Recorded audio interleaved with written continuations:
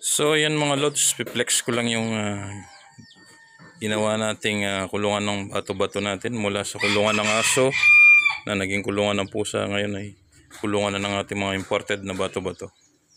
Ayan sila, mga 14 piraso na sila at may bagong pisa na naman. Hala, sandali lang ialisin lang natin yung isa. Nagtatatlo sila kasi 6 yung iklog na nandiyan dyan eh. 4 yung linilimlim dito sa sulok at 2 doon. So, alisin lang muna natin yung isa. Kita nyo ba yung mga bagong pisa natin mga lods?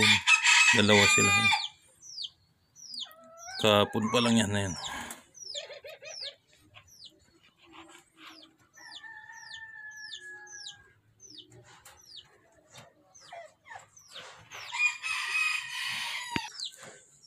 So inilis ko yung isa kasi baka mapakan nila yung maliliit pa na sisiw o anak nila. So yan sila, nandiyan na. At ito yung dating kulungan nila. Diyan ko naman linagay yung dito ko naman linagay yung mga lugmon, yung kulay maroon at saka brown yung babae. Ito lalaki yan. Yan si bato-bato pulot number 1 at si bato-bato pulot number 2. Basta yung dalawang dyan, kulay maroon. At nandito naman yung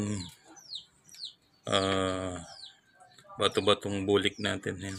4 yan. Kaso lang inaaway nila yung isa, kinakalbo nila. So inalis natin dyan. So sila yan, 3 sila dyan. Kasama ng mga lugmon. Yung isang doon, batik o bulik.